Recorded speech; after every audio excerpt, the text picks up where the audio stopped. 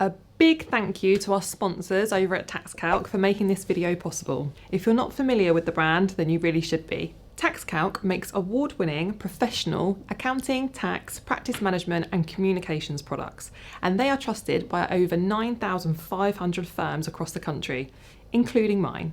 Check them out at taxcalc.com, and I'll also pop a link in the description for you to give it a try. Now back to the video.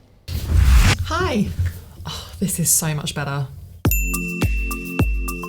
Just to be clear, there are many different accounting formats that can be used depending on which financial reporting standards you are reporting under. This will be determined by a set of criteria. Therefore, not all accounts will look the same when you look at them, which I know doesn't help. The two types of accounts I'm going to be explaining in this video are micro accounts and small company accounts. There are also dormant accounts for companies that have never traded, but that is another video.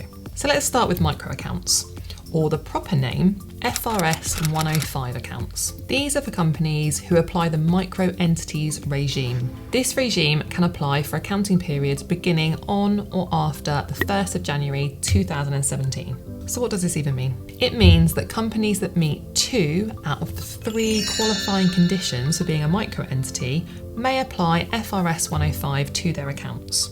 After the first financial year, the criteria must be met in 2 consecutive years for an entity to qualify as a micro entity, and it must be exceeded in 2 consecutive years to cease to qualify. So don't be fooled into thinking that a company is tiny if you see they have filed 105 accounts at Companies House. They may well have just outgrown this requirement. FRS 105 accounts show hardly anything. They have to show a profit and loss account and a balance sheet, and basically very minimal disclosures. Also, the profit and loss and balance sheet is condensed into fewer headings. For this reason, there are some firms of accountants that choose not to prepare accounts under FRS 105 at all, us included. We do understand that some directors may wish to show as little as possible at Companies House. However, we don't find preparing 105 accounts for our clients is the most beneficial. This is because some lenders and investors won't accept 105 accounts. So it's just easier for us and our clients to prepare accounts that are more useful, rather than having to redo them all if the client needs them in the future.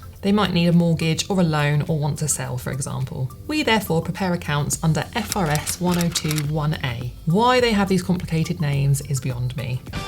Why? This is the format used for small entities, which is a company meeting the definition of a small company.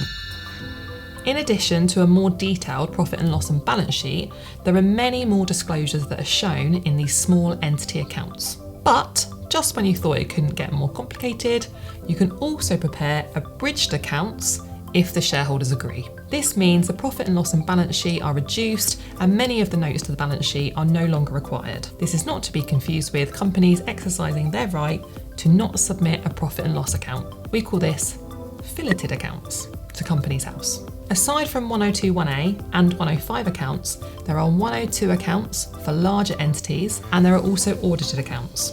Yuck.